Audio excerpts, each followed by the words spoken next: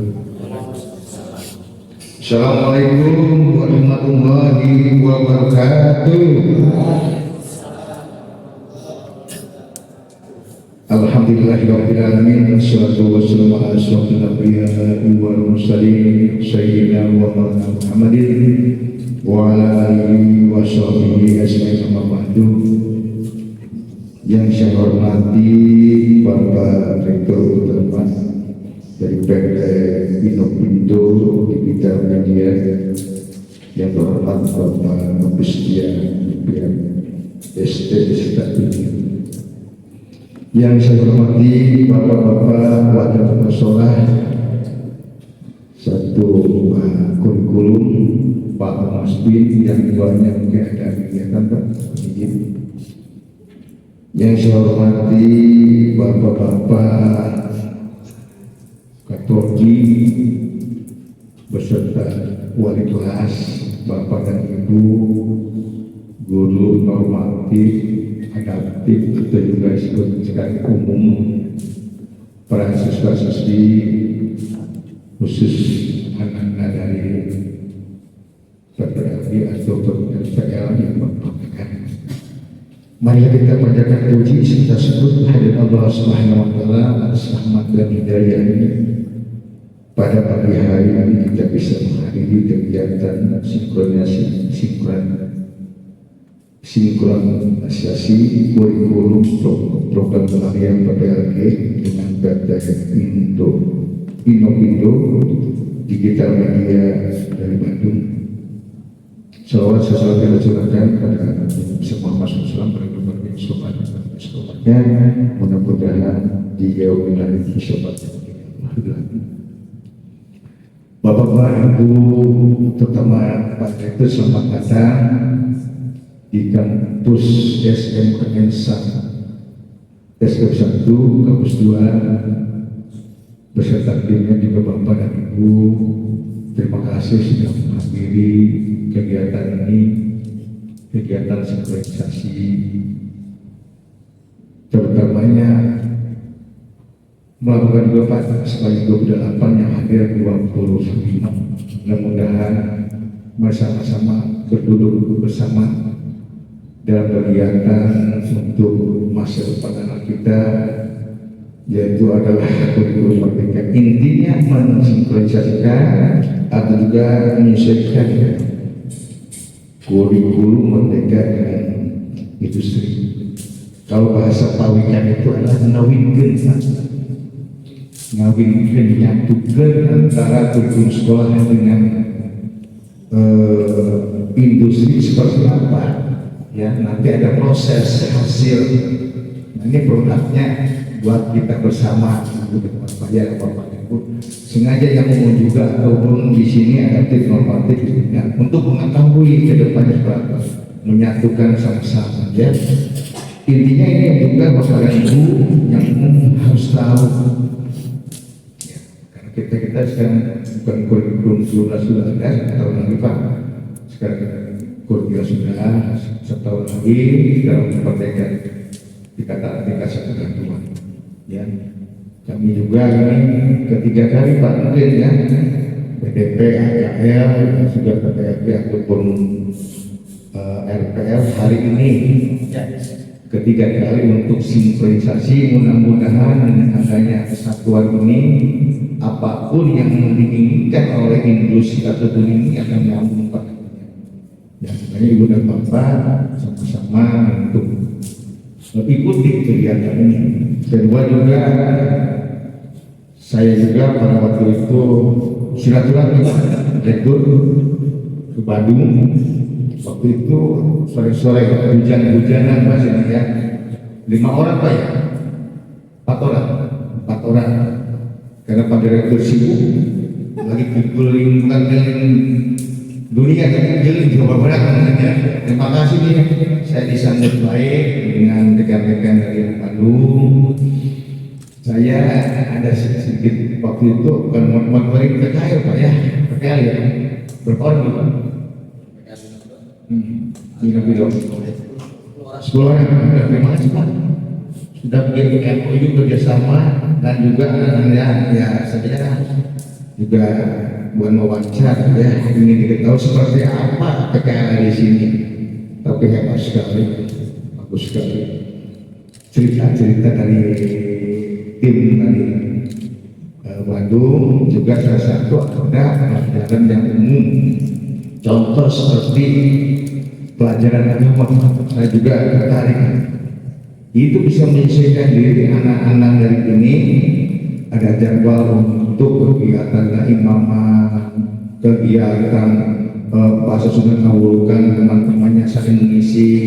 Ada juga ada di sini jadwal untuk Jumatan. Itulah salah satu yang langsung tampil anak-anak selama 3 bulan. Ya. Itu hasilnya nanti ke bawah. Intinya itu mentalnya harus kuat. Disesuaikan dengan dunia industri Pak. Kita mental disuruh pagi-pagi sore pelajaran dan sebagainya. Itu adalah salah satu contoh. Mudah-mudahan bukan Bapak sinkron yang ada di lapangan dengan Bapak nanti itu untuk umum, sehingga anak itu adalah karakter. Kita merubah karakter anak-anak ya di kita dari kelas 1, kelas 2, kelas 3 untuk nanti hidupnya ke depan, dan juga hasilnya nanti bisa ya, bermanfaat untuk bekerja. Tidak fisiknya pelajaran kurikulum mereka dari sekolah ini, industri ini, mari sama-sama satukan, kawinkan, proses hasilnya insya Allah berhasil buat kita semua. Itulah pada hari ini Ibu dan Bapak, dari mulai kepala sekolah, wakil sekolah, Kaprodi, juga Bapak dari umum atau bapak-bapak yang hadir pada hari ini, terutama yang produktif ya, untuk bisa mengikuti selama 2 hari sekarang dan besok. Keduanya Ibu dan Bapak tetap eksis dalam kita menghadapi anak-anak dan mohon tugas aja dulu Pak Ibu dan Bapak sementara waktu ya. Karena ini penting, itu penting, dua-duanya kami menjadi semuanya akan sukses gitu ya, Ibu dan Bapak ya. Jangan sampai kita di sini anak-anaknya nggak mau saya tetap Ibu dan Bapak ikuti kegiatan ini yang dipimpin oleh Pak Novi selaku rektor utama dan juga dengan rekan-rekan yang lainnya, sehingga kita bisa apa istilahnya sharing lah Pak ya, sharing untuk ini. Itu saja yang mau saya sampaikan, dan juga mohon maaf dari Pak Direktur, tim dari Bandung, mohon maaf dalam hal penerimaannya ini sesederhana mungkin. Mohon maaf Pak, sekali lagi mudah-mudahan tetap dengan semangat ini. Selamat datang Pak Muhammad Iqin ya, selaku Kaprodi BDP Pak. Mudah-mudahan beliau bisa ikut serta bersama dengan kita. Itu saja yang Ibu dan Bapak, dan mungkin dari Bandung, terima kasih atas perhatiannya. Yuk sama-sama kita Bismillahirrahmanirrahim, kegiatan sinkronisasi kurikulum program keahlian PPLG dengan PT Inovindo Digital Media dengan resmi dibuka. Terima kasih atas perhatiannya. Assalamualaikum warahmatullahi wabarakatuh. Yaitu pemaparan materi mengenai budaya positif yang akan disampaikan oleh Bapak Asep Doni Pradana Exco DR. Kepadanya diberikan. Baik, terima kasih kepada Pak selaku moderator. Sebelumnya bismillahirrahmanirrahim. Assalamualaikum warahmatullahi wabarakatuh. Pertama mungkin saya ucapkan terima kasih kepada Bapak Kepala Sekolah yang tadi mungkin sudah membuka kegiatan terkait penerapan budaya positif sekaligus sinkronisasi kurikulum antara program karya KKLB dengan PT Inovindo Digital Media. Saya juga ucapkan terima kasih kepada Bapak Ibu yang pada kesempatan kali ini sudah hadir menghadiri undangan dalam rangka kegiatan tersebut. Mudah-mudahan nanti kegiatan ini menjadi kegiatan yang bermanfaat bagi kita semua. Baik, pertama-tama mari kita panjatkan puji dan syukur kepada Allah Subhanahu wa taala karena berkat rahmat dan hidayahnya alhamdulillah alhamdulillah kita semua bisa berkumpul di tempat ini dalam keadaan yang bahagia mudah-mudahannya. Dan juga salawat serta salam semoga tercurah limpahkan pada junjungan kita baginda Nabi Muhammad Rasulullah Sallallahu Alaihi Wasallam, pada keluarganya, para sahabatnya, para tabiin-tabiinnya, dan mudah-mudahan sampai kepada kita selaku umatnya yang insya Allah akan mendapatkan syafaat nanti pada hari kiamat. Amin ya Allah ya Rabbal Alamin. Bapak Ibu yang saya hormati, pada kesempatan kali ini mohon izin bahwa saya akan mengajak Bapak Ibu semua untuk berdiskusi. Artinya sharing saja, ini sharing pengalaman dan sharing ilmu terkait apa yang sudah saya pelajari selama ini di kegiatan program pendidikan guru penggerak yang saat ini saya merupakan calon guru penggerak angkatan 8 dari SMK Negeri Talaga Kabupaten Majalengka. Adapun mungkin yang akan kita diskusikan terkait bagaimana menyusun keyakinan kelas dalam rangka mewujudkan budaya positif di sekolah. Ini nanti kita lebih banyaknya kepada diskusi saja gitu ya, ngobrol santai. Apa sih sebenarnya keyakinan kelas, kemudian apa sih sebenarnya budaya positif, dan bagaimana caranya kita menerapkan hal tersebut yang nantinya barangkali dari Bapak Ibu semua sebenarnya sudah menerapkan ini dan sekarang menjadi tahu bahwa ini adalah budaya positif. Atau misalkan yang belum menerapkan, oh berarti harus seperti apa nih budaya positif di sekolah kita. Itu mungkin nanti yang akan kita bahas, kira-kira sekitar itu ya. Baik, lanjut Pak. Mohon izin Bapak Ibu untuk berdiri ya supaya lebih dekat ke sini. Oke, nah ini ada sebuah catatan atau bahasa yang menyatakan, ingatlah setiap detik waktu yang kita miliki adalah hadiah. Mari manfaatkan presentasi ini sebagai langkah awal menuju keberhasilan yang lebih besar. Jadi sebenarnya kita berada di sini itu tidak meminta. Awalnya kita tidak meminta hidup di dunia ini. Gak ada kan orang yang meminta ingin hidup di dunia. Semuanya sudah ditakdirkan dan semuanya sudah digariskan oleh Tuhan Yang Maha Esa. Dan itu merupakan sebuah hadiah bagi kita. Maka karena itu hadiah, jadikan semua momen yang terjadi di dalam kehidupan kita itu menjadi sebuah hal yang sangat berharga bagi kita. Maka dengan adanya kita berinteraksi seperti ini, mudah-mudahan ini menjadi suatu hal yang bisa bermanfaat, yang menjadi keberhasilan kita di masa yang akan datang. Oke, nah sebelum kita ke pemaparan materi mengenai budaya positif, saya ada sebuah ilustrasi atau mungkin bentuk permainan lah ya, terkait nama permainannya adalah cobalah buka. Tapi supaya lebih seru gitu, saya butuh dua orang dari Bapak Ibu semua yang bersedia, tidak perlu menunjuk orangnya, mungkin yang bersedia untuk ke depan kita akan ilustrasikan apa sih maksudnya ini ya. Barangkali ada dari Bapak Ibu semua yang bersedia. Boleh, baik. Mangga Bu Ain. Siapa lagi yang mau? Bu Mela, boleh, silakan. Sambil pinjam mic-nya. Bu Ain bentar mic-nya. Bu Mela mana? Ayo Bu Mela. Nah, baik. Ceritanya begini. Mungkin sebelah sini ya. Sini, saya sebelah sini. Ya. Kita santai aja, ngobrol kan ceritanya juga. Ini malah lebih sharing. Nah, ceritanya gini. Ada seorang yang kita inisialisasi si A dan si B. Nah, siapa yang mau jadi si A dulu? Oke, boleh. Berarti Bu Ai yang menjadi si A. Oke, Bu Ai yang menjadi A dan Bu Mela menjadi B. Dia menjadi si B ya. Oke. Ceritanya gini.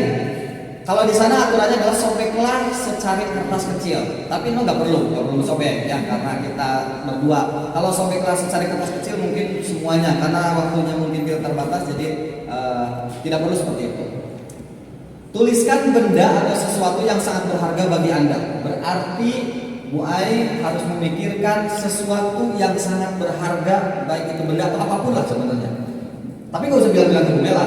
Nah, pokoknya rahasia Bu Ai.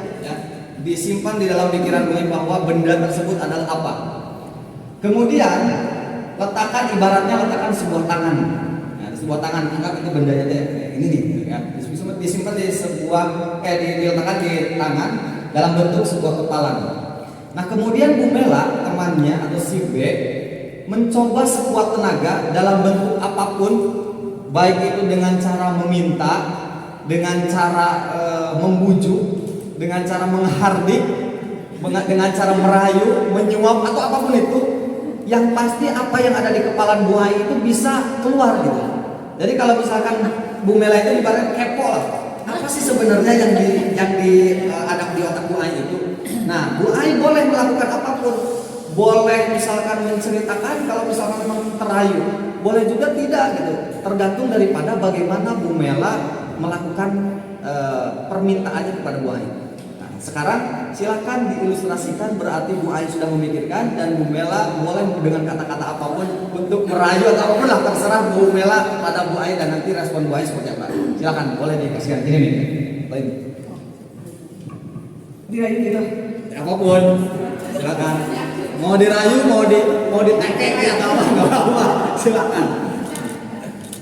Langsung aja. Langsung aja. Bu Ai, ya. Oh iya sih, boleh nggak dibuka tangannya, ingin tahu apa yang Bu Ai pegang? Kayaknya nggak bisa ya. Ya kenapa? Ini sesuatu yang berharga, yang saya pertahankan benar-benar. Kalau orang lain kepo, kalau orang bertanya, bahkan minta, saya nggak akan kasih. Oke, kalau gitu saya punya sesuatu buat Bu Ai. Apa itu? Ya, tapi dengan syarat Bu Ai harus membukakan apa yang dipegang oleh Bu Ai. Nanti saya kasih sesuatu untuk Bu Ai. Apa sesuatu? Buka dulu. Buka dulu. Nanti baru saya kasihkan sesuatu itu untuk Bu Ai. Tapi bahaya kalau saya kasih tahu. Bahayanya apa Bu Ai? Kalau saya kasih tahu, nanti Bu Mela nantinya tambah kepo lagi. Kalau saya ini berapa menit Pak sampai ke depan? Ya apa-apa, terserah Bu Ai itu mau juga atau tidak, silakan. Kan saya punya sesuatu buat Bu Ai yang lebih berharga mungkin dari yang Ibu pegang. Kalau segala sesuatu yang ada di dunia ini suruh ditukar, tetap ini adalah yang paling berharga buat saya. Kayaknya Bu Mela bisa nangkep deh apa yang saya sebutkan. Oh, jadi walaupun saya memberikan sesuatu yang mungkin Bu Ai bisa apa ya lebih dari yang Bu Ai pegang, Ibu Ai tetap tidak akan dibukakan yang ada di pegangan Bu Ai itu. Ya, tetap pada pendiriannya. Iya, tetap. Walaupun Bu Mela nanti ngajak jalan-jalan, jalan-jalan, jajan strawberry, enggak.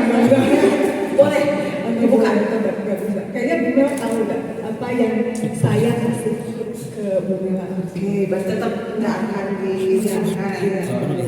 Baik. Saya menyerah Pak Asdod. Nah, baik, kemudian dulu boleh sambil duduk lagi. Nanti saya jelaskan maksudnya apa.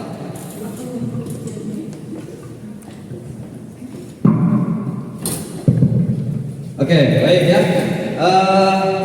Sekali lagi boleh dibuka. Terima kasih buat Bu Ai dan Bu Mela. Dari kisah tadi, lanjut para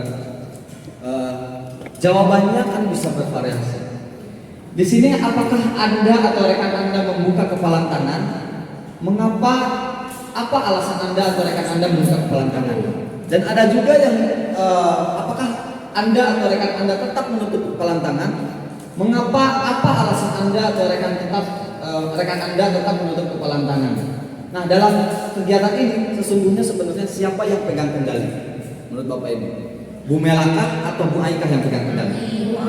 Bu Ai. Nah, analoginya di mana? Analoginya adalah seperti halnya ketika kita mengajar kepada siswa. Yang pegang kendali sebenarnya bukan kita, bukan guru, tapi siswa itu sendiri. Kalau guru pengennya siswa X, kalau siswanya tidak mau seperti X, maka dia tidak akan bisa. Artinya sebenarnya bukan kita nggak bisa mencetak siswa bahasanya. Kita nggak bisa memaksakan siswa harus seperti apa yang kita inginkan. Karena siswa itu sebenarnya sudah mempunyai garis atau jalannya masing-masing. Yang tugas kita adalah untuk menebalkan garis-garis itu, tapi garis-garis yang positif. Nah itu yang seharusnya kita lakukan. Jadi dari analogi itu dari apa yang tadi dilakukan oleh Bu Ai dan juga Bu Nela, itu sebenarnya lebih kepada siapa yang sebenarnya pegang kendali terhadap dirinya atau kontrol dirinya seperti apa. Kemudian kalau dianalogikan dengan pembelajaran di siswa, siapa sebenarnya yang pegang kendali? Bukan kita. Jadi kita harus berubah paradigma yang mengatakan bahwa murid kita gimana kita. Nah itu harus berubah, bahwa sebenarnya kita harus mencari tahu dulu murid itu seperti apa. Kemudian kita barulah melakukan pembelajaran sesuai dengan karakteristik murid kita tersebut. Nah, nanti kita akan bahas lebih lanjutnya. Oke, lanjut Pak. Berikutnya. Nah, ini pertanyaan pemantik lagi nih. Apa pentingnya menciptakan suasana positif di lingkungan Anda? Anda nggak kira-kira nih yang mau menjawab? Apa pentingnya menciptakan suasana positif di lingkungan Anda? Penting nggak sih sebenarnya lingkungan positif? Terus kenapa penting? Ada nggak nih yang mau bercerita? Pak Haji, enggak Pak Haji ini. Nih, mic-nya. Oke, silakan Pak Haji. Apa pentingnya menciptakan suasana positif di lingkungan Anda? Suasana positif dengan penting karena agar kondusivitas terjaga sehingga semuanya merasa senang dalam hal berkomunitas dan belajar bersama, sehingga tujuan pembelajaran dapat terlaksana dengan baik. Kalau tanpa kondusivitas tentunya nanti akan terjadi hal-hal yang tidak diharapkan oleh semuanya. Oleh karena itu kondusivitas adalah sesuatu hal yang sangat urgen gitu dalam proses pembelajaran. Oke, baik ya. Terima kasih Pak Haji. Tepuk tangan buat Pak Haji. Ya betul ya. Pada intinya memang luar biasa penjelasannya, bahwa penting gak sih menciptakan suasana positif di lingkungan kita. Itu sangat penting sekali. Sebelum ke hal lain, kita harus menciptakan dulu lingkungan kita yang benar-benar positif dan sesuai dengan apa yang kita harapkan. Artinya apa yang kita harapkan itu di lingkungannya hal-hal yang positif. Karena lingkungan positif akan membangkitkan kita atau akan membuat kita menjadi, pertama, mental kita menjadi terjaga. Bayangkan kan kalau kita berada di lingkungan yang kurang kondusif, artinya atau misalkan lingkungan yang saling sikut bahasanya gitu ya, saling menjelekkan, maka mental kita akan terganggu kan. Setiap hari kita tidak akan mendapatkan sebuah kenyamanan di dalam kehidupan. Kemudian juga itu akan meningkatkan kesejahteraan. Hidup kita akan menjadi lebih sejahtera karena kita akan lebih produktif. Kalau lingkungan kita positif, maka apa yang akan kita lakukan itu akan terencana. Apa yang kita inginkan, ide-ide kita akan keluar. Berbeda dengan lingkungan yang berada di lingkungan yang negatif. Jangankan untuk berpikir untuk berinovasi, berpikir untuk bagaimana caranya kita berada di lingkungan itu saja itu udah pusing, udah sulit. Nah, sehingga itu sangat penting sekali ketika menciptakan lingkungan positif. Lantas apa sih sebenarnya budaya positif ini? Nah, budaya positif ini adalah nilai-nilai, keyakinan dan kebiasaan-kebiasaan di sekolah yang berpihak kepada murid agar murid dapat berkembang menjadi pribadi yang kritis, penuh hormat dan bertanggung jawab. Nah, budaya positif ini dilaksanakan dalam upaya menumbuhkan self-disiplin murid, yaitu dengan menanamkan motivasi intrinsik pada murid untuk menjadi orang yang mereka inginkan dan menghargai diri sendiri dengan nilai-nilai yang mereka percaya. Nah, ini sebenarnya budaya positif. Jadi keyakinan-keyakinan yang mereka inginkan, yang mereka harapkan, yang ada di lingkungan mereka sendiri, di lingkungan sekolah sendiri. Nah, terus pertanyaan berikutnya ini. Untuk membuat sebuah budaya positif itu perlu adanya disiplin. Apa itu disiplin sebenarnya? Kemudian bagaimana penerapan disiplin di sekolah kita? Ini nggak perlu dijawab, cukup diresapi di dalam hati. Ya, nah, sekolah kita seperti apa? Sudahkah sekolah kita menerapkan disiplin? Bagaimana penerapan disiplin di sekolah kita? Nah, itu yang akan jadi pemikiran. Yang nantinya apa yang akan saya sampaikan ke depan, bagaimana nih kita menerapkan disiplin di sekolah ini dengan teori dan juga dengan praktik yang harus dilaksanakan. Lanjut Pak. Nah, biasanya makna disiplin bagi kita ini, betul nggak? Disiplin itu adalah tata tertib. Disiplin itu adalah teratur. Disiplin itu adalah kepatuhan.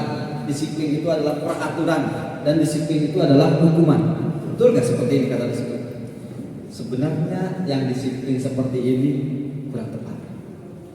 Jadi maksud yang disiplin itu bukan sebatas tata tertib, bukan sebatas teratur, bukan sebatas kepatuhan, dan juga bukan sebatas peraturan, apalagi sampai hukuman. Ini adalah level disiplin yang paling akhir sebenarnya, yang sebenarnya tidak perlu dilakukan. Karena disiplin itu ya tadi, ketika budaya positif harus berasal dari dalam dirinya sendiri. Lanjut, Pak. Nah, ini terkait disiplin. Setuju atau tidak setuju? Nomor satu dulu nih, kita coba tanya ke Bapak Ibu semua. Hukuman dapat mendisiplinkan anak, setuju atau tidak setuju? Hukuman dapat mendisiplinkan anak, setuju nggak? Setuju. Setuju nggak? Ada yang tidak setuju? Setuju nggak? Hukuman dapat mendisiplinkan anak. Setuju. Tidak setuju. Kenapa Pak ini tidak setuju? Hah? Kenapa tidak setuju? Justru kalau menjadi anak akan menjadi lebih berontak gitu mungkin ya. Kalau misalkan dengan hukuman malah menjadi semakin arogan karena merasa bahwa ya dia menantang, lebih menantang, kan? Ini ada yang jauh-jauh dari hal yang kemarin yang terjadi ketika beberapa kasus. Kan kita jangan berbicara ke jauh dulu ya, berbicara ke fakta yang ada di kita. Kemarin kasus yang terjadi nih barusan kemarin beberapa bulan belakang tentang SMK kita dengan memasuki ya. Oke itu sudah berjalan, tetapi ketika anak itu sudah di briefing dengan adanya sanksi hukuman, berapa minggu ke depannya lagi terjadi lagi anak tersebut yang menyerang ke SMK Majalengka. Berarti kan itu dengan tindakan seperti itu, ya kan, dengan disiplin atau dengan hukuman itu kan tidak. Maka dari sini mungkin solusi yang terbaik, tapi kita juga jangan sampai harus tahu dulu nih iklim, karena setiap daerah itu memiliki iklim tersendiri, antara di Bandung, di Indramayu, Cirebon dengan Majalengka. Kita juga harus tahu dulu nih iklim cocoknya untuk di daerah Talaga itu seperti apa sih untuk anak itu, dengan cara kita tidak memberikan hukuman tapi anak itu akan mengerti, oh ini itu salah, ini itu benar. Terima kasih. Oke. Siap, terima kasih Pak ini. Ya, mungkin ini akan menjadi sebuah pro kontra. Nah, orang akan menilai bahwa hukuman akan mendisiplinkan anak, setuju, tapi ada juga yang tidak setuju. Nanti kita akan ada jawabannya di slide-slide berikutnya. Ya. Kemudian yang kedua, pemberian hukuman dengan hal positif seperti membaca atau membersihkan halaman sekolah dapat meningkatkan disiplin anak. Setuju atau tidak? Setuju atau tidak? Pemberian hukuman dengan hal positif seperti membaca atau membersihkan halaman sekolah dapat meningkatkan disiplin anak. Setuju tidak? Setuju, tapi kalau untuk membersihkan halaman saya tidak kurang setuju. Ya mungkin terkait kontennya yang perlu diubah. Berarti bahwa ketika hukuman berbentuk positif itu bisa mendisiplinkan anak. Kemudian yang berikutnya, memberi penghargaan dapat meningkatkan motivasi belajar anak. Misalkan anak dikasih gara-gara dia rajin atau dia bisa menjawab dikasih permen misalkan, atau dikasih coklat. Setuju nggak dapat meningkatkan motivasi belajar anak? Setuju. Oke, nanti kita bahas ya. Nah ini ingat-ingat Bapak Ibu apa yang Bapak Ibu jawab, nanti akan ada jawabannya di slide-slide berikutnya. Lanjut Pak. Nah, makna disiplin yang sebenarnya ini, ya, makna disiplin yang sebenarnya. Disiplin dapat diartikan sebagai bentuk kontrol diri, yaitu belajar untuk kontrol diri agar dapat mencapai suatu tujuan yang mulia sebenarnya. Jadi tidak hanya sebatas aturan. Jadi ketika ada hal-hal positif itu adalah disiplin. Nanti banyak hal positifnya. Dan kita akan bahas terkait apa itu profil pelajar Pancasila. Nah kemudian tujuan mulia ini mengacu pada nilai-nilai atau prinsip-prinsip yang dianut oleh seseorang yang nantinya akan menjadi sebuah nilai kebajikan. Nilai kebajikan yang seperti apa? Ada di slide berikutnya. Silakan Pak. Nah, kenapa kurikulum kita mengarahkan kepada profil pelajar Pancasila? Karena pemerintah kita, mungkin orang-orang yang luar biasa sudah merumuskan tujuan daripada pendidikan di sekolah ini adalah 6 dimensi profil pelajar Pancasila ini. Yang pertama adalah beriman dan bertakwa kepada Tuhan Yang Maha Esa serta berakhlak mulia. Itu tentu landasan utamanya harus ke sana. Kekuatannya adalah pondasinya adalah pondasi agama gitu. Kemudian harus mandiri. Mandiri itu mereka harus belajar sepanjang hayat. Jangan belajar ketika hanya di sekolah, jangan belajar hanya ketika ada gurunya, tapi belajar sepanjang hayat. Kalau misalkan Bu Ina bilang dari mulai buaya sampai dengan yang lahat gitu kan. Nah, itu memang benar dan itu sudah dirumuskan di profil pelajar Pancasila bahwa kemandirian itu yang pembelajaran sepanjang hayat harus selalu dilakukan. Kemudian bernalar kritis, enggak ngikut, enggak abdi mah nurutkeun bae. Aku maha saena, enggak gitu tuh. Anak kan sekarang gitu. Aku mah kamu bae. Boleh lah, mangga lah ngiringan. Bahkan kita juga sama kan, Nah justru sebenarnya di profil pelajar Pancasila ini sudah ditentukan bahwa kita harus atau bahwa anak itu harus dilatih untuk selalu bernalar kritis, ya, peka terhadap keadaan, jangan sampai acuh tak acuh, cuek, ya. Yang sekarang ini sedang mulai krisis. Nah, kemudian yang berikutnya adalah kreatif. Kalau misalkan kita berbicara mengenai kecakapan abad 21, anak itu harus mempunyai 4 C. C yang pertama adalah kreatif, harus kreatif dalam segala hal supaya dia bisa bertahan hidup. Kemudian yang keduanya harus critical thinking, yaitu berpikir kritis atau bernalar kritis. Yang ketiganya adalah communication, mereka harus jago berkomunikasi, jangan sampai dia cerdas tapi nggak bisa ngomong.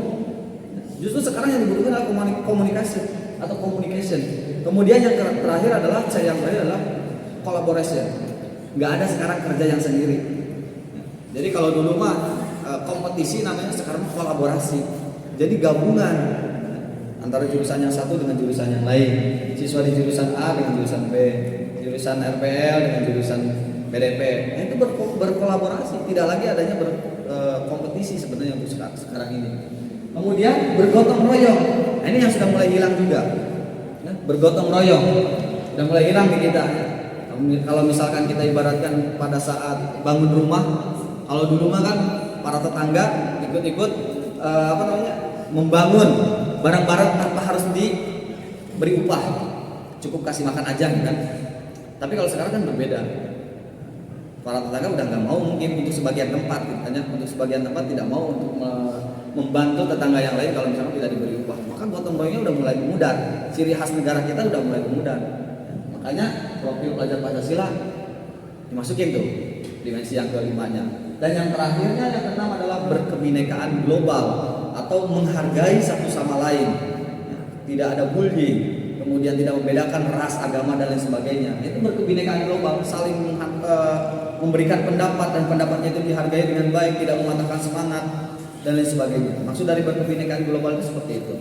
Nah, dan bahkan dari IBO, nah ini yang dimaksud dengan nilai kebajikan ada banyak sebenarnya. Bapak Ibu bisa lihat sendiri di bagian di mereka gitu ya, bahwa toleransi, rasa hormat, integritas, kemudian sampai dengan komitmen, ini versi IBO ya. Tapi sebenarnya kalau ini dikerucutkan di bagian profil pelajar Pancasila, yang semua ini juga ada.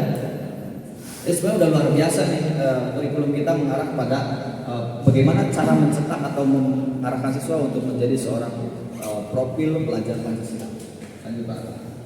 Nah ini juga sama nih, cara untuk bagaimana caranya kita mempunyai keterampilan hidup dan juga untuk petunjuk hidup. Anak itu harus diarahkan bagaimana dia bisa dapat dipercaya, kemudian hatinya lurus, pendengarannya aktif, tidak merendahkan orang lain.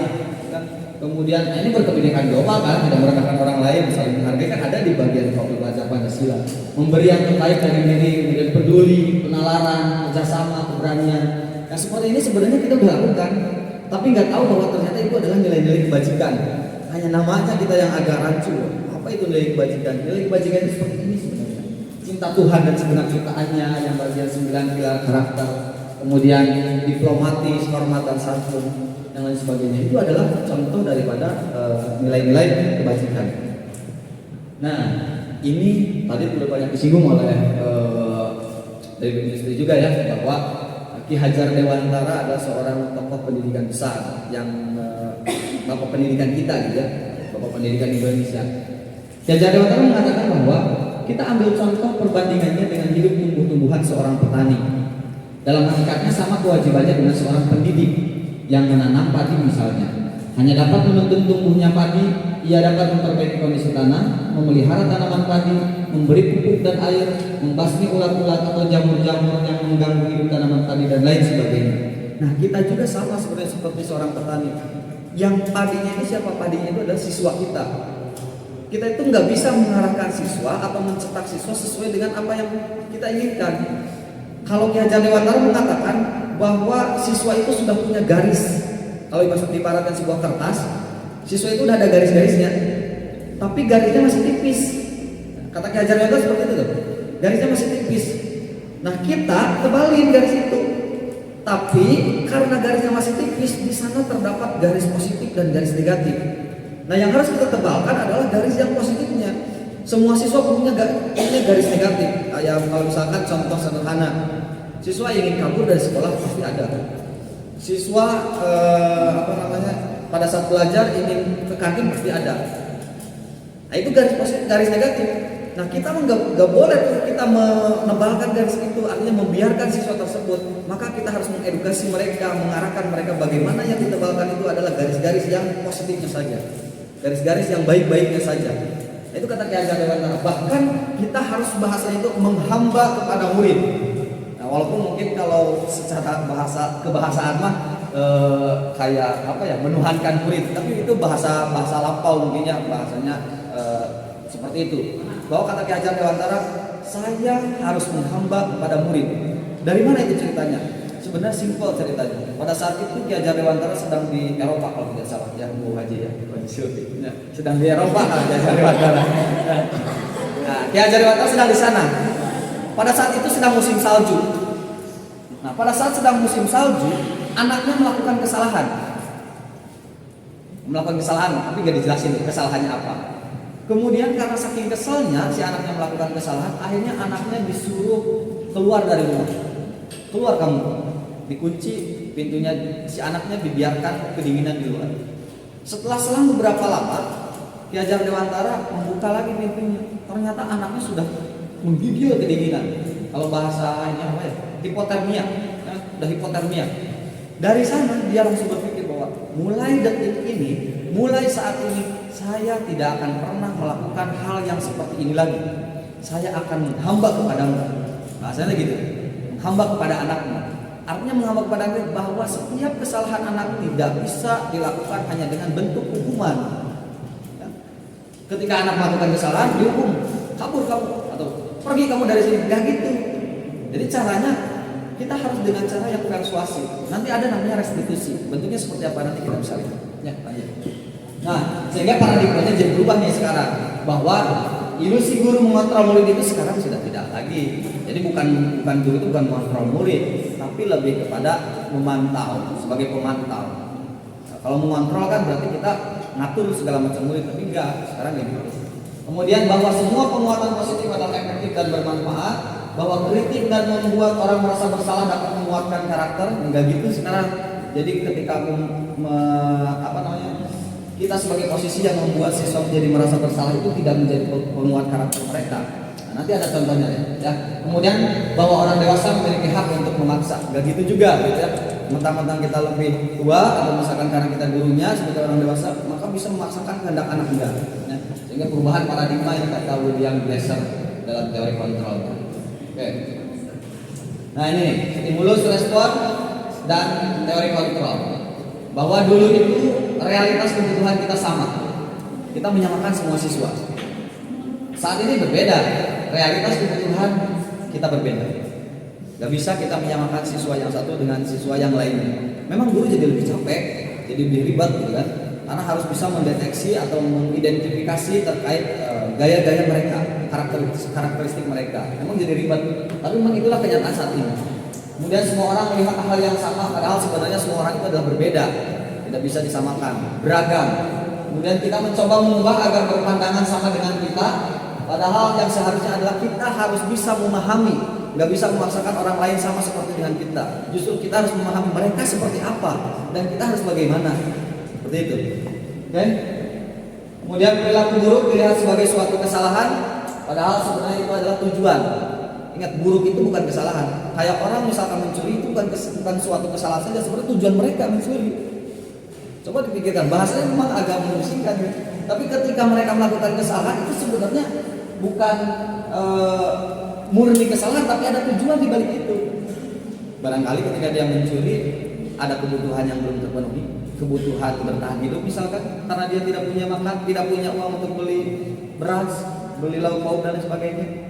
Barangkali dia tidak terpenuhi kebutuhannya yang cinta dan kasih sayang. Nah, nanti ada di bagian itu. Kemudian orang lain bisa mengontrol saya, ya, yang mengontrol itu kita sendiri. Ya. Kemudian saya bisa mengontrol orang lain, tidak juga. Kita tidak bisa mengontrol orang lain. Kemudian pemaksaan ada pada saat rujukan gagal. Misalnya kan gitu kan, kayak tadi kan kita ilustrasikan. Ketika minta, boleh nggak lihat tuh apa yang ditulisnya atau ada yang di pikiran Buai? Nggak bisa, dibujuk, akhirnya setelah dibujuk nggak bisa, dipaksa, ya kan? Dipaksa. Kalau misalkan di ibaratnya di sekolah, misalkan minta uang, malak tuh bahasanya. Awalnya kan mungkin nggak langsung frontal, pasti orang minta duit, nggak dikasih, terus dipaksa dan akhirnya dipaksa. Pemaksaan bahasanya. Kemudian model berpikir menang kalah. Nah, dulu mah kan kompetisi, sekarang itu nggak gitu, tapi model berpikir menang-menang sekarang. Nah, itulah kolaborasi. Itu yang harus dirubah paradigmanya. Nah, ini ada 3 motivasi.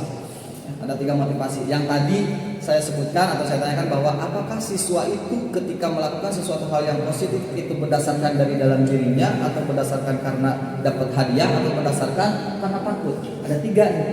Jadi 3 motivasi perilaku manusia, tidak hanya siswa sebenarnya, tapi kita sendiri juga sama. 3 motivasi perilaku manusia menurut Diane Goshen itu yang pertama adalah untuk menghindari ketidaknyamanan atau hukuman. Seperti kita nih mau upacara. Upacara itu berdasarkan dari dalam diri atau gara-gara takut ditelepon abang? Ya kan? Atau gara-gara takut di SMS abang? Kalau misalkan takut gara-gara ditelepon abang, berarti motivasi kita hanya untuk menghindari ketidaknyamanan atau hukuman. Ya kan? Nah itu tuh motivasinya dari mana? Kemudian yang kedua, untuk mendapatkan imbalan atau penghargaan dari orang lain. Nah nanti ada nih kasusnya Ibu Anas nanti, ya kita bisa lihat dia termasuk motivasi yang mana. Bahwa apakah kita melakukan sesuatu itu karena dapat penghargaan? Mendingan kene ngabantuan si eta sok dibere anu, nah gitu kan? Mendingan kene ikut karena sok aya naonan gitu kan, aya buruhan, berarti kan ada dapat imbalan. Motivasi kita melakukan sesuatu kan itu. Kemudian yang ketiganya adalah untuk menjadi orang yang mereka inginkan dan menghargai diri sendiri dengan nilai-nilai yang mereka percaya. Nah ini sebenarnya yang ketiga yang harus kita tumbuhkan kepada anak, bahwa ketika anak belajar, anak melakukan sesuatu itu benar-benar harus berasal dari dalam dirinya sendiri, bukan berdasarkan dari 2 poin yang atas. Bukan karena mereka takut. Ketika anak masuk ke kelas kita, wah hadir semua nih kelas saya mah misalkan. Coba tanya anaknya. Mereka itu menghadiri kelas kita apakah karena takut kita marahi? Apakah karena di kelas kita selalu dikasihkan coklat ataukah bentuk yang lain? Ataukah memang mereka sudah punya dasar bahwa pembelajaran itu adalah hal yang penting dan itu sudah menjadi tanggung jawab mereka?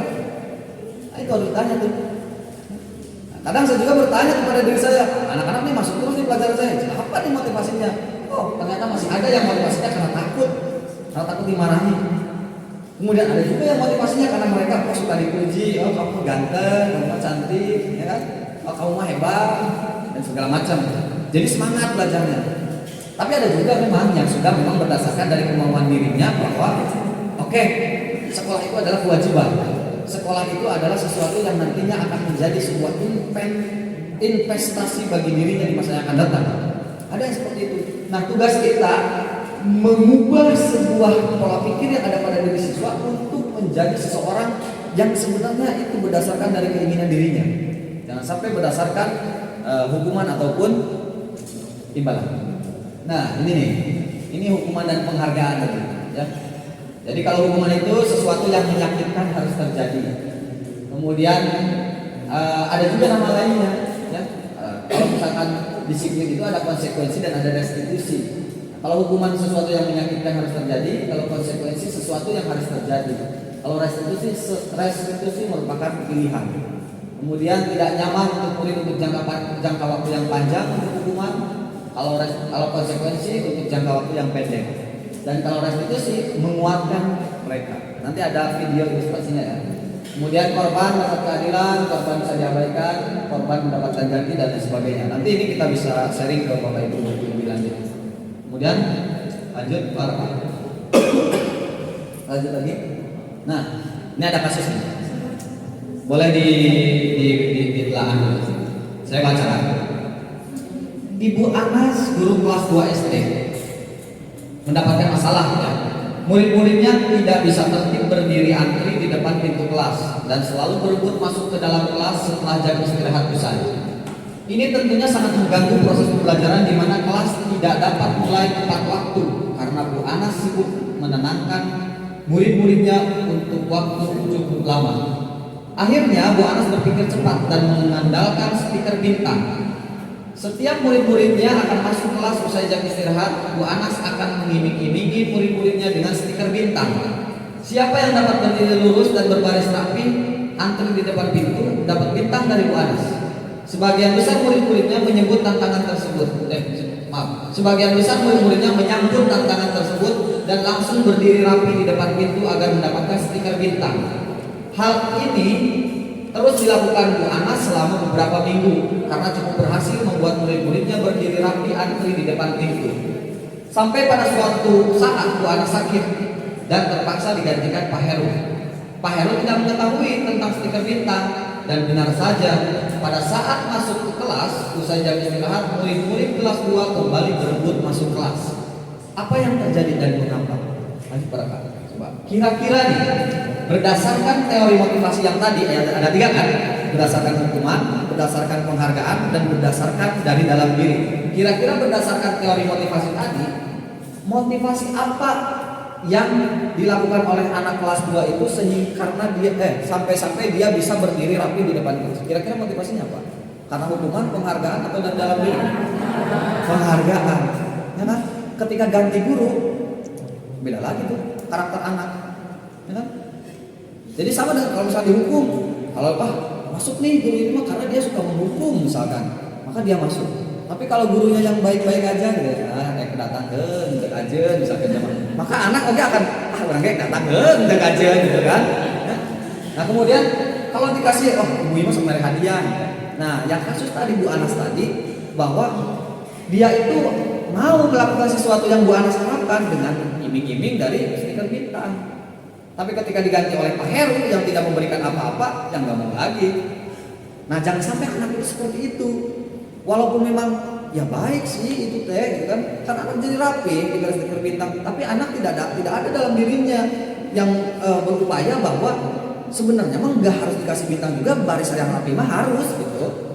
Nah yang baris yang rapi mah harus itu harus berada dalam diri. Jangan sampai gara-gara stiker bintang itu. Makanya yang tadi saya sebutkan poin yang ketiga, penghargaan penghargaan itu tidak selalu membuat anak menjadi termotivasi. Benar itu tuh. Kalau kita mikirnya kan, dengan kasih penghargaan itu akan menjadi motivasi bagi mereka. Padahal sebenarnya kalau kasus yang seperti ini tidak terjadi, yang seperti itu kan. Nah, jadi ini tugas kita nih. Sangat luar biasa memang bagaimana caranya membangkitkan anak supaya memang berdasarkan apa yang ada di dalam dirinya, bahwa itu adalah sebuah kewajiban yang harus mereka laksanakan. Oke, ini ada kasus nih, hukuman atau konsekuensi. Nomor 1, Bapak Ibu boleh menjawab ya? Jawabannya hanya hukuman atau konsekuensi. Mencatat 100 kali di dalam kalimat, saya tidak akan terlambat lagi karena terlambat ke sekolah. Kira-kira itu hukuman atau konsekuensi? Hukuman ya. Oke, satu hukuman diingat-ingat ya. Nanti kita lihat jawabannya. Kemudian yang keduanya, lari mengelilingi lapangan basket 2 kali karena terlambat hadir. Itu hukuman atau konsekuensi? Hukuman atau konsekuensi? Hukuman. Oke, nomor 1 hukuman, nomor 2 hukuman. Nomor 3, murid diminta untuk push up 15 kali karena tidak menggunakan masker ke sekolah. Hukuman atau konsekuensi? Hukuman atau konsekuensi? Murid diminta untuk push up 15 kali karena tidak menggunakan masker ke sekolah. Gimana? Hukuman atau konsekuensi? Hukuman. Oke, Bapak enggak apa-apa ya. Berarti 3-3 hukuman. Yang keempat, menggantikan kertas tugas teman yang telah dicoret-coret. Hukuman atau konsekuensi? Konsekuensi. Membersihkan tumpahan air di meja. Membersihkan tumpahan air di meja tulis karena tersenggol pada saat belajar. Hukuman, konsekuensi? Konsekuensi. Berarti hukuman, konsekuensi. Murid disuruh untuk mengenakan sepatu seharian di sekolah karena tidak mengenakan sepatu hitam. Murid disuruh untuk mengenakan sepatu seharian di sekolah karena tidak mengenakan sepatu hitam. Ya maksudnya kan kemudian semuanya gitu ya, kemana-mana orang lah dilepas ya. Jangan dilepas sepatunya misalkan. Kalau mau ke dalam lewat atau kemana pun juga harus dipakai dia mah gara-gara dihukum. Hukuman atau konsekuensi? Tidak semua ada yang konsekuensi. Nanti kita lihat ya. Lari mengelilingi lapangan basket 2 kali karena terlambat 10 menit untuk pelajaran PJOK. Konsekuensi. Lari mengelilingi lapangan basket 2 kali karena terlambat 10 menit untuk pelajaran PJOK. Hukuman atau konsekuensi?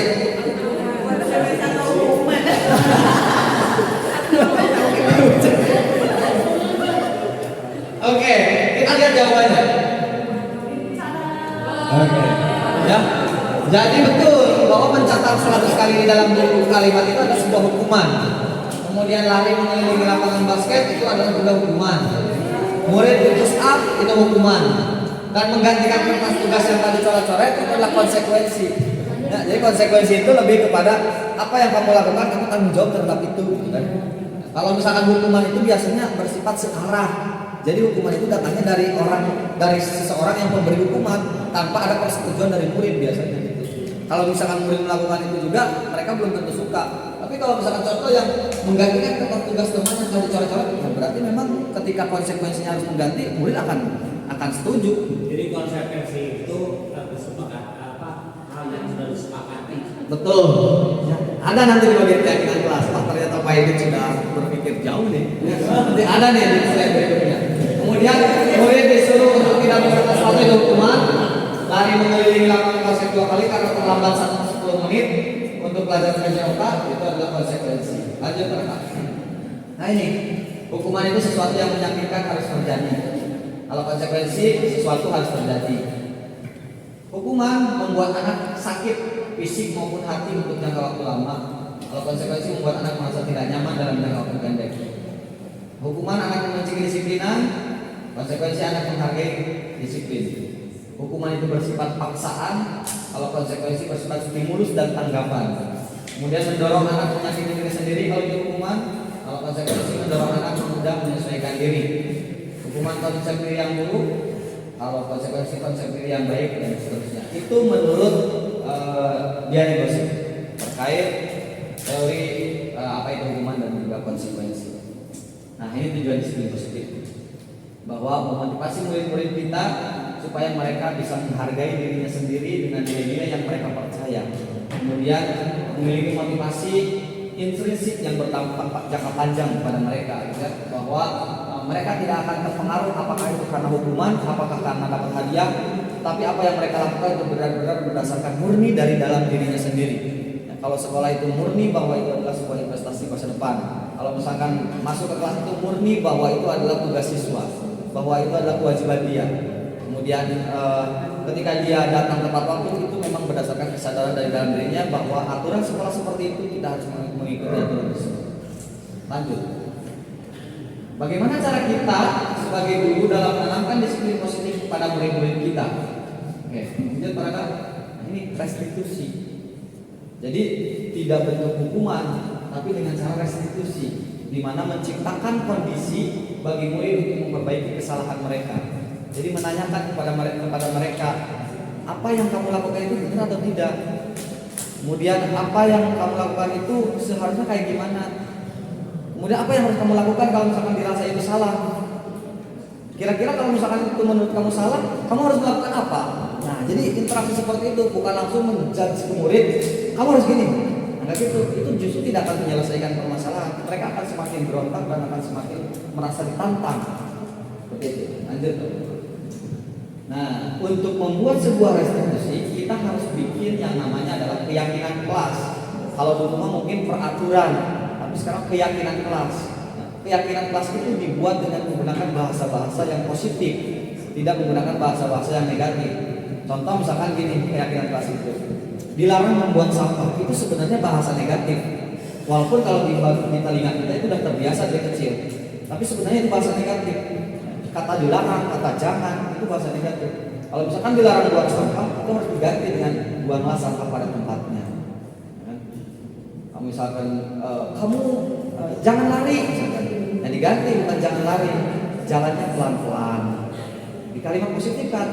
Nah itu keyakinan. Nanti kita lihat bagaimana prosesnya. Oke, sekarang kita renungkan contoh renungan. mengapa kita memiliki peraturan harus menggunakan helm bila mengendarai kendaraan roda 2? Ini juga sama kaitannya tadi. Apakah karena takutnya ditilang polisi? Atau karena gaya-gayaan saja pakai helm?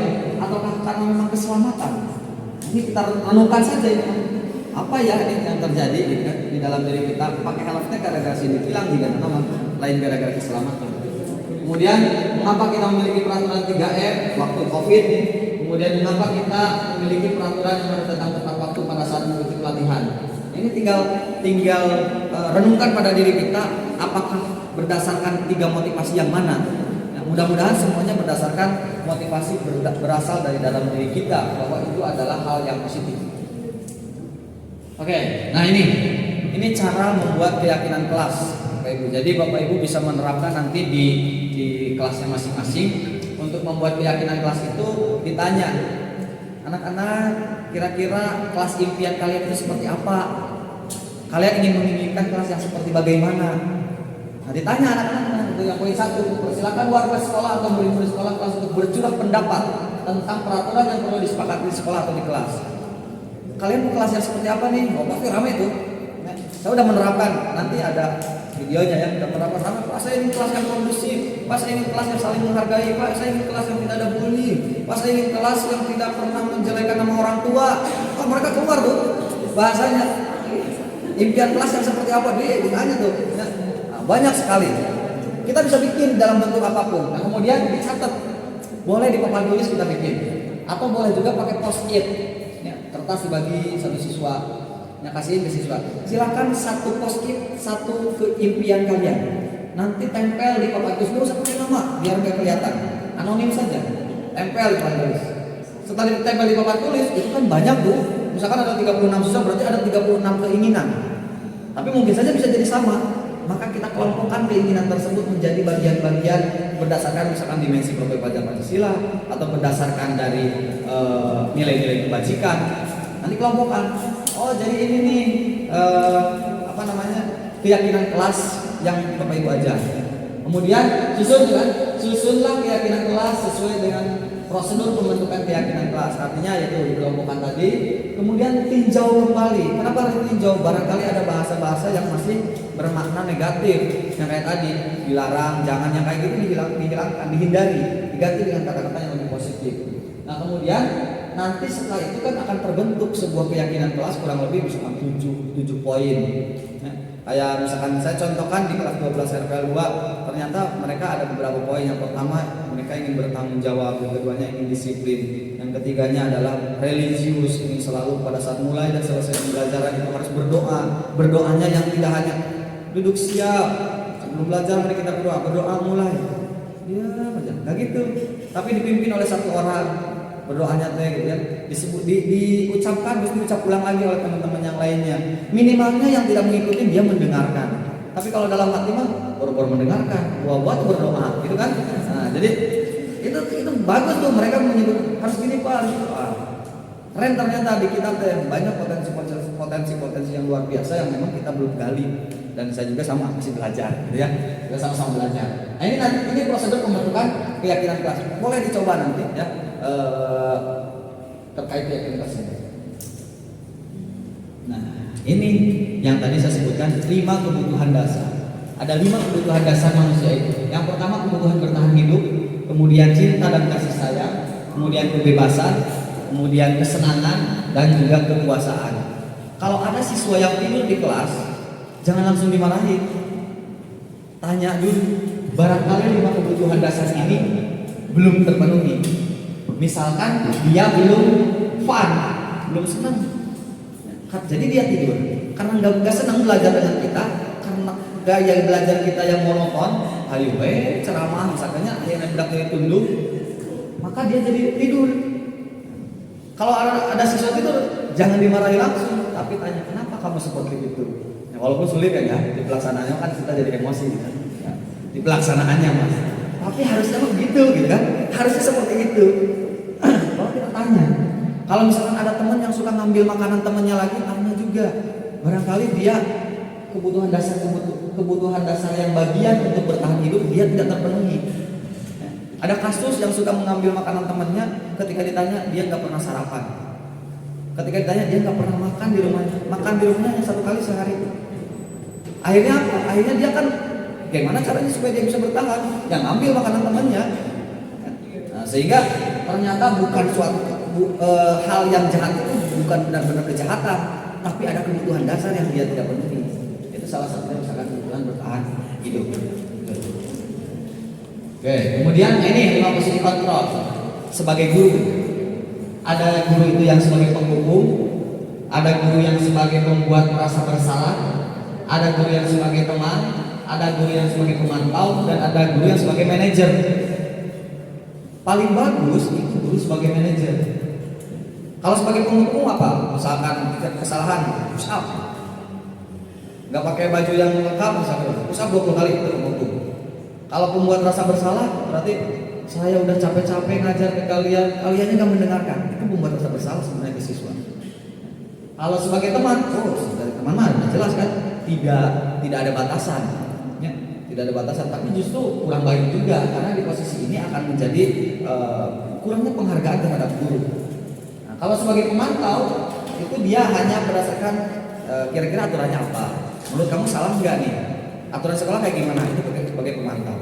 Dan kalau sebagai manajer, di mana guru itu bisa bersama dengan murid untuk mempertanggungjawabkan setiap apapun yang dilakukan oleh murid itu, baik itu hal positif ataupun negatif.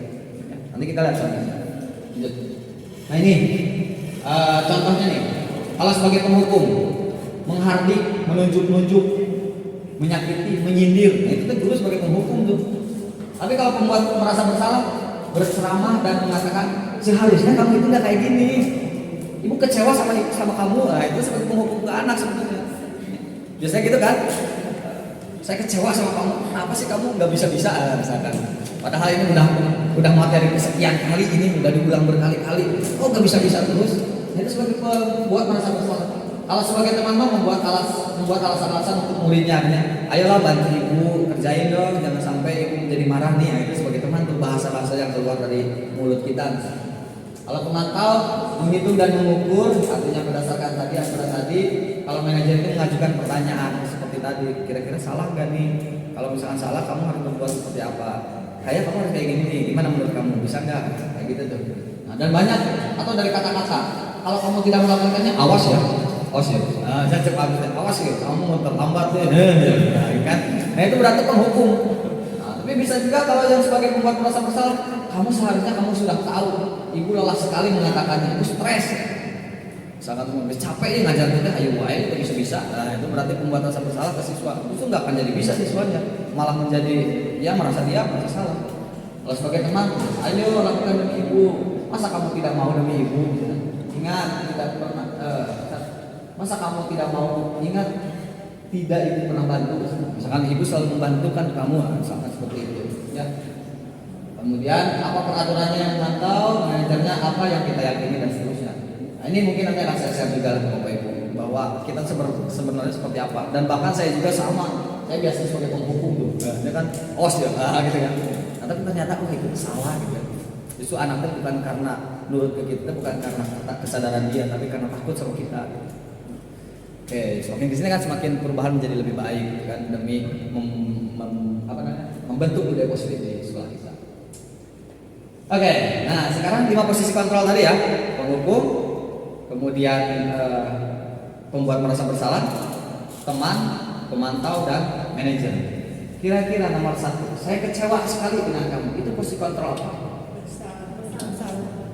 Membuat merasa bersalah. Oke, kita lihat nanti ya. Kamu tidak pernah benar melakukannya. Membuat merasa bersalah. Ayolah lakukan demi ibu. Kemudian, apakah kamu mau mendapatkan stiker bintang hari ini? Apa nih? Teman, pemantau, atau manajer, atau penghukum? Oke, berarti tadi kan pembuat merasa bersalah, teman, pemantau misalkan ya. Bagaimana kamu bisa menyelesaikan masalah ini? Manajer, kamu selalu yang paling terakhir buat merasa bersalah. Coba kita aja. ternyata menghukum. Nah, kalau yang bagian kamu selalu yang paling terakhir. Kalau yang satu benar, membuat orang merasa bersalah, saya kecewa. Kamu tidak pernah benar melakukannya. Ini lebih kepada penghukuman terhadap dirinya. Kalau ada kata ayolah berarti itu teman. Kalau ada bentuk pertanyaan terhadap aturan teman tahu. Kalau untuk menyelesaikan permasalahan dan selalu bertanggung jawab dengan siswa itu adalah manajer. Dan yang terakhir adalah sama seperti yang poin kedua. Itu posisi kontrolnya. Banyak sebenarnya, kita bisa cerita lebih lanjut. Oke, kita lihat video ini sebentar. Silakan, Mister.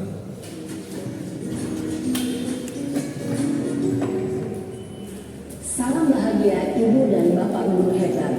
Dalam penerapan disiplin positif restitusi, salah satu program yang dikenakan adalah 5 posisi kontrol. 5 posisi kontrol dalam restitusi adalah proses perjalanan seorang pendidik agar dapat mengenali dirinya.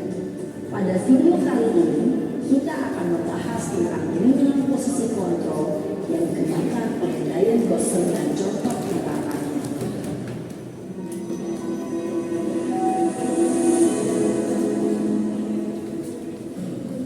5 posisi kontrol itu adalah 1. Posisi penghukum. 2. Posisi pembuat merasa bersalah. 3. Posisi teman. 4. Posisi pemantau atau monitor. Dan 5. Posisi manajer. Untuk lebih memahami kelima posisi tersebut, mari kita saksikan kasus Naren yang terlambat hadir 20 menit di sekolah dan melihat bagaimana kelima posisi kontrol dalam menghadapi masalah tersebut.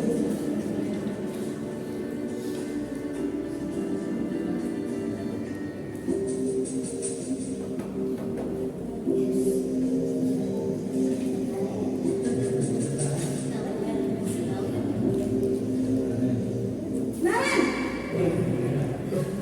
sini kamu.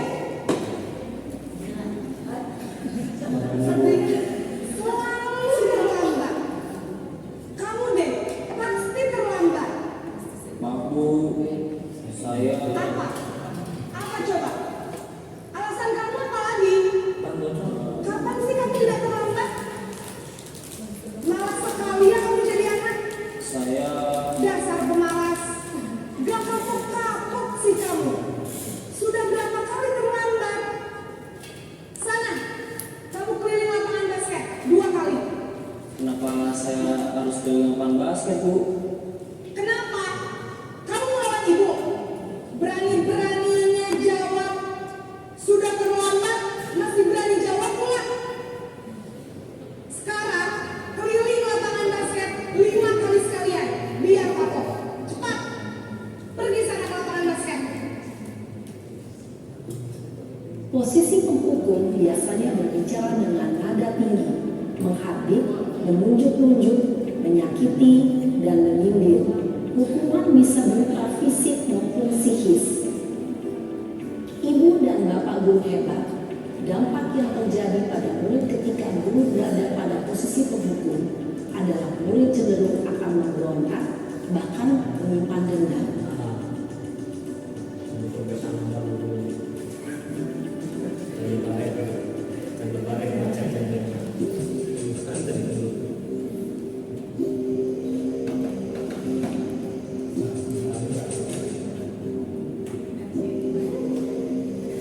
Naren,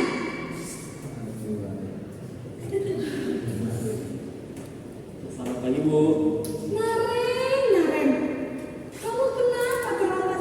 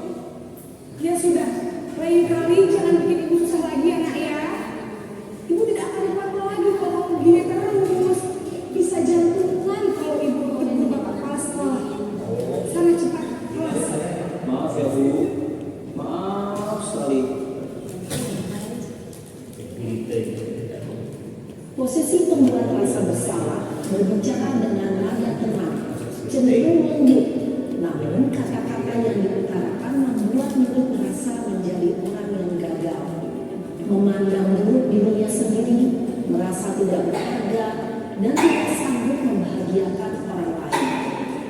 Ketika guru mengambil posisi pembuat rasa bersalah, murid akan menganggap dirinya yang bersalah dan ia akan menyimpan emosi negatif tersebut di dalam dirinya.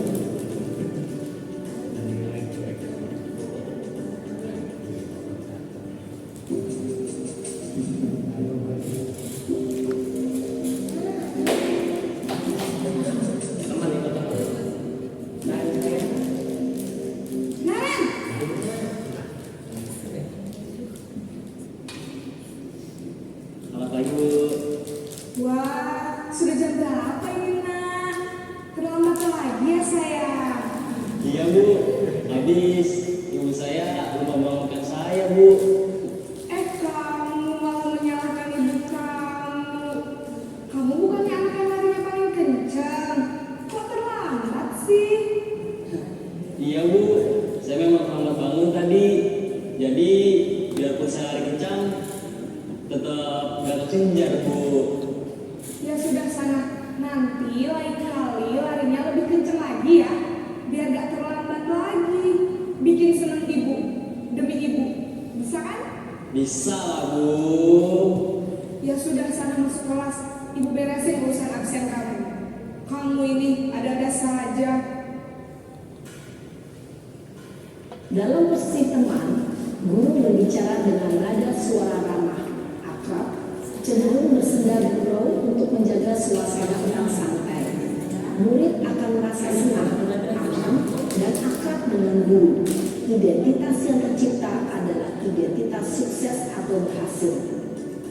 Namun, perlu diingat, karena ini masih dorongan eksternal, maka ada faktor ketergantungan dari murid kepada orang tertentu. Di sini guru absennya, sehingga di lain waktu murid bisa berperilaku baik, namun hanya kepada orang-orang tertentu saja.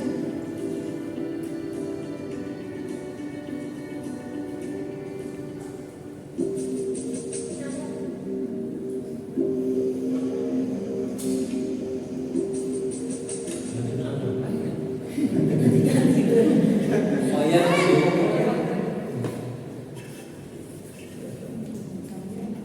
Selamat pagi Bu. Nah Ren, apa peraturan sekolah kita tentang jam berapa kita harus masuk sekolah nak? Kita harus di sekolah jam 7 Bu. Iya betul, sekarang sudah jam 7.20. Naren sudah tahu konsekuensinya jika terlambat hadir. Paham Bu, saya harus tinggal kelas pas jam istirahat selama 20 menit. Iya benar, konsekuensinya demikian. Jadi nanti jam 9.30 pas istirahat, kamu harus tinggal di kelas, kerjakan tugas tambahan untuk ketertinggalan kamu, ya? Baik Bu. Posisi pemantau mengandalkan penghitungan atau data untuk mengontrol murid. Guru mengarahkan murid berdasarkan peraturan dan konsekuensi. Seorang pemantau menunjukkan bahasa tubuh dan ekspresi wajah yang datar dan cenderung formal.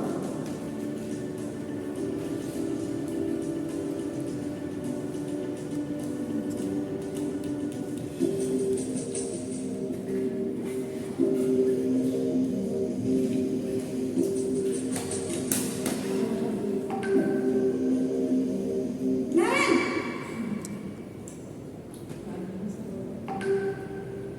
Selamat pagi Bu. Selamat pagi Naren. Maaf Bu, saya terlambat. Iya, sekolah masuknya jam 7, sekarang sudah jam 7.20. Jadi sekarang bagaimana ini Naren? Maaf Bu, saya lupa alarm saya semalam. Baiklah, menurut kamu, keyakinan sekolah yang mana yang perlu kamu tingkatkan? Menghargai diri sendiri dan orang lain mungkin ya Bu. Setuju. Jadi, apakah Naren meyakini prinsip saling menghormati tersebut? Iya Bu, saya meyakininya. Apakah Naren bersedia memperbaiki masalah keterlambatan ini? Bersedia Bu. Bagaimana kamu akan perbaiki masalah keterlambatan ini? tidak lupa menyetel alarm saya, Bu. Baik, kalau Naren bukan menyetel alarm di rumah, ada orang yang kira-kira bisa bantu mengingatkan tidak? Ada, Bu. Kakak saya, Kak Emma. Ada lagi selain Kak Emma? Selain Kak Emma, ada ibu saya. Baik, jadi yang mengingatkan Naren adalah Kak Emma dan ibu kamu ya? Kira-kira akan mulai set alarm kapan nih Naren? Setelah pulang sekolah, akan segera saya lakukan. Baik, jadi Naren akan setel alarm untuk bangun besok pagi dan akan diingatkan oleh kakak dan ibu dan Naren ya. Ada lagi yang mungkin perlu dilakukan Naren agar tidak terlambat bangun lagi. Tidak ada, Bu. Baik Naren, terima kasih untuk kerjasama kamu. Sekarang kamu perlu kembali ke kelas untuk belajar. Baik, Bu. Terima kasih. Posisi manajer adalah posisi kontrol yang disarankan untuk membimbing murid memiliki sikap disiplin yang positif, yaitu murid yang mandiri, bertanggung jawab, dan dapat memecahkan masalah. Tujuan dari posisi ini adalah agar murid dapat berefleksi atas tindakannya. Guru akan dengan tulus memberikan pertanyaan-pertanyaan bermakna, sehingga membuat murid dapat belajar dari kesalahannya dan mencari sebuah solusi untuk menyelesaikannya. Ibu dan bapak guru hebat, setelah mengamati adegan kelima posisi kontrol tadi, kira-kira posisi mana yang paling ideal? Posisi mana yang dapat menunjang motivasi intrinsik murid? Ya, tentu posisi manajer. Posisi ini memang posisi ideal yang ingin dituju setiap pendidik.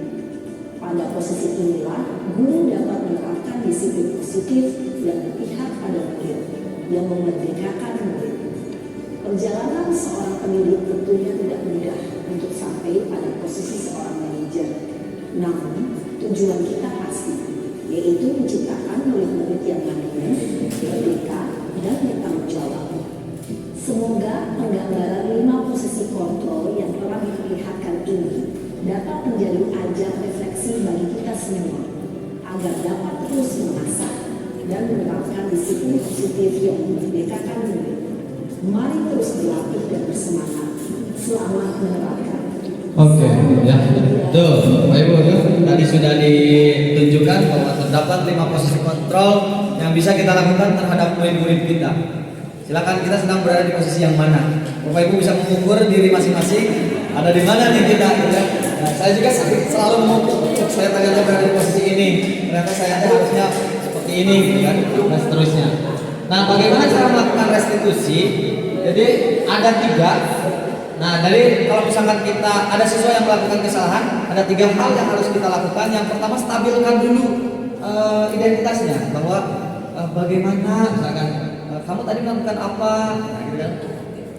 Tapi kan kita nggak gitu ya, kita langsung aja ke poin, salah kamu, nah, ya, kamu harus kayak gitu ya, segala macam. Padahal sebenarnya kita harus stabilkan dulu, baru validasi tindakan yang salah. Kira-kira menurut kamu salah nggak itu hal tadi? Kemudian kalau misalkan menurut kamu salah, yang ketiga menanyakan keyakinan. Kira-kira keyakinan kelas kita apa? Keyakinan sekolah kita apa? Boleh nggak seperti itu? Kalau nggak boleh, apa yang seharusnya terjadi? Nah, saya punya contoh yang sudah saya lakukan video terakhir sebelum kita akhiri nanti terkait bagaimana caranya melakukan restitusi. Ya walaupun ini belum sempurna, tapi saya cobalah sebisanya. Silakan, boleh diputar.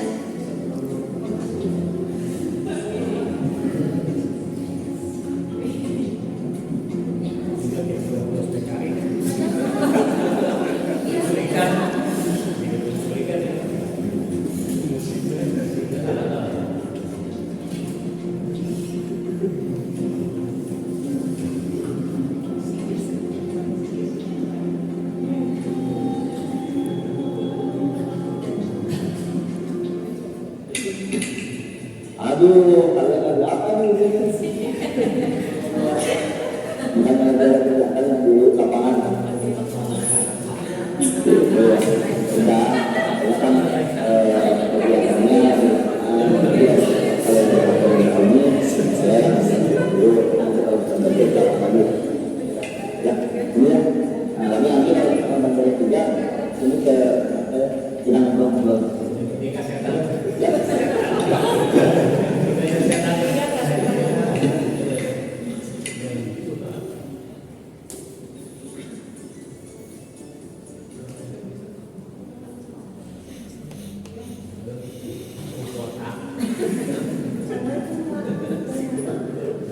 Waalaikumsalam. Silakan dulu. Masuk.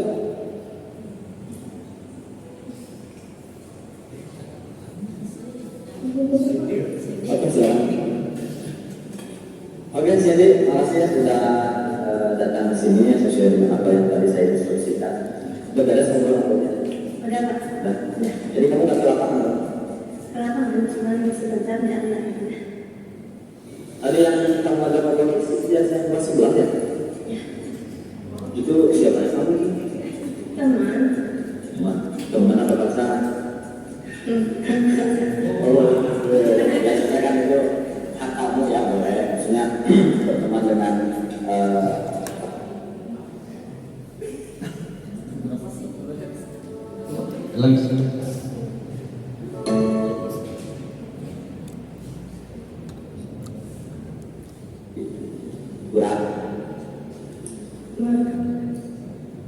Nah, itu kita ngobrol dengan si dia. Jadi tadi waktu harus nunggu di lapangan malah dikasihkan ngobrol sama dia. Ya nggak apa-apa sih, ya apa namanya juga manusia lah ya, berbuat salah juga. Yang penting kan ada perbaikan di kedepannya. Sekarang ini usia berapa? 16 tahun. Kalau misalkan muslim kan, muslim yakin sama-sama muslim. Nah, kira-kira kalau muslim apa yang kamu lakukan bersama dia dalam arti pacaran? Boleh nggak sih? Boleh ya. Boleh pacaran. Nah, sama tuh dengan undang-undang juga ada namanya undang-undang perlindungan anak kalau tidak salah pasal 5 gitu ya 35. Nah itu orang yang boleh berhubungan dalam artian pacaran itu kalau sudah usianya di atas 18 tahun. Kamu kan masih 16 tahun ya. Jadi secara agama kan tadi kurang jangan dihindari kan. Kemudian secara kenegaraan juga saatnya. Kalau kamu merasa ada dia juga suka sama saya suka sama dia. Kalau seperti itu kalau bisa jangan ya seperti itu. Kemudian apa namanya hal yang tadi kamu lakukan terkait kamu ngobrol di pojokan ya, pada saat tadi sedang kegiatan, kira-kira yang kamu masih ingat waktu pembelajaran keyakinan kelas kita ada nggak kaitannya dengan apa yang kamu lakukan tadi? Apa? Ya, pacaran itu. Nah, sesuai dengan keyakinan kelas kita bahwa pacaran itu tidak boleh, karena kamu yakin bahwa itu adalah suatu kesepakatan bersama gitu ya, antara kelas kita ya, kan sekolah kita juga sama ya, itu bisa dikatakan keyakinan sekolah kita yang membolehkan pacaran. Rencana ke depan kamu setelah kejadian ini? Sebelumnya aku minta maaf. Ini tidak pacaran itu tidak terlalu cepat. Kedepannya sejak aku pulang lagi, sini akan berteman baik dengan dia. Akan kalau pacaran dulu. Itu yang akan melakukan ke depan. Oke ya, nah itu apa namanya atas dasar kesadaran kan dari diri kamu bahwa apa namanya hal yang kamu lakukan itu perlu diperbaiki supaya kamu paham batasan-batasannya apa yang sebenarnya harus dilakukan seperti apa. Coba kira-kira fokus utama seperti itu. Untuk belajar. Nah, untuk belajar ya kan. Berarti apa yang kamu cita-citakan dengan fokus kamu belajar itu, dan jangan sampai nanti bergabung dengan hal-hal yang seperti tadi, ya, hal-hal yang kurang baik. Ya. Itu mungkin Cindy maksudnya saya panggil kamu ke sini supaya tahu bahwa kamu masih, dan silakan berteman baik dengan dia, harus sebenarnya dengan siapa pun harus berteman baik. Tapi seperti yang tadi katakan, bahwa kita harus tahu waktu dan tahu batasan-batasannya seperti apa. Paham ya? Nah, mudah-mudahan kamu tetap semangat, jadi siswa yang terbaik, dan bisa menjadi contoh buat orang lain. Ya, itu saja mungkin dari saya. Mas, silakan nanti waktu yang terakhir, silakan untuk istirahat. Ya. Iya, Pak. Oke, nah itu ya sederhana terkait restitusi ya ke slide sebelumnya itu. Nah ini bentuk dokumentasi dalam hal ketika saya membuat keyakinan kelas. Jadi pakai post-it, kemudian ditempel, setelah ditempel kita kelompokkan berdasarkan kemiripan apa yang dituliskan oleh siswa. Ini kerumusnya supaya nanti bisa melaksanakan restitusi harus berdasarkan dari keyakinan kelas yang sudah kita buat, ya seperti itu. Dan terakhir kesimpulan dari apa yang tadi panjang lebar terkait merumuskan keyakinan kelas dalam rangka mewujudkan budaya positif di sekolah adalah dari keyakinan kelas itu salah satu penanaman budaya positif yang dapat dilakukan di sekolah dengan cara membuat keyakinan kelas, kemudian akan membuat lingkungan menjadi kondusif. Dan juga itu akan membangkitkan kolaborasi antara guru dan siswa supaya budaya positif di sekolah kita dapat terwujud. Itu mungkin terkait materi yang bisa saya sampaikan, sharing saja, ini bukan bermaksud untuk menggurui atau apapun. Mudah-mudahan apa yang tadi sekilas terkait materi-materinya kita bisa terapkan di sekolah kita, minimalnya di kelas kecil kita, sehingga nanti kita akan menjadikan pembelajaran kita menjadi pembelajaran yang berkualitas, pembelajaran yang berpihak kepada murid, pembelajaran yang sesuai dengan preferensi gaya belajar murid, dan mereka akan mencapai kebahagiaan dan keselamatan yang setinggi-tingginya kalau kita cari antara, sehingga bisa berkehidupan bermasyarakat dengan baik, berkehidupan di sekolah juga dengan baik, dan bisa menjalankan kehidupan dia di masa yang akan datang menjadi lebih baik pula. Itu saja mungkin dari saya. Terima kasih atas waktunya. Saya akhiri. Assalamualaikum warahmatullahi wabarakatuh. Assalamualaikum warahmatullahi wabarakatuh. Perkenalkan, nama saya Melana Awalia. Saya merupakan rekan kerja dari Pak Asep Doni, dan saya sudah mengikuti serangkaian kegiatan yang Pak Asep Doni laksanakan. Kemudian dari kegiatan tersebut yaitu Pak Asep Doni memaparkan tentang kegiatan bagaimana cara menyusun keyakinan kelas dalam rangka mewujudkan budaya positif di sekolah. Menurut saya apa yang disampaikan oleh beliau itu sudah sangat jelas sekali gitu ya, dan sangat komprehensif sekali khususnya untuk pribadi saya sendiri gitu. Kemudian saya semakin paham tentang beberapa hal yang disampaikan oleh beliau gitu ya dalam pemaparannya, yaitu yang pertama tentang bagaimana cara menyusun keyakinan yang ada di kelas gitu. Tuh yang pertama. Kemudian yang kedua, bagaimana seharusnya guru merupakan struktur kontrol untuk murid gitu. Mudah-mudahan apa yang disampaikan oleh beliau gitu ya bisa menjadi pencerah dan nilai tambah bagi kami untuk dapat menerapkan budaya positif di lingkungan sekolah, khususnya untuk SMKN Setertalaga, kemudian untuk rekan-rekan guru yang lain juga yang ada di sekolah SMK Setertalaga, seperti itu, supaya bisa menerapkan budaya positif tersebut gitu, seperti itu. Semoga Pak Asep Doni menjadi pionir dalam setiap pelaksanaan kegiatan yang berkaitan dengan kemajuan siswa dan juga sekolah. Terima kasih. Assalamualaikum warahmatullahi wabarakatuh.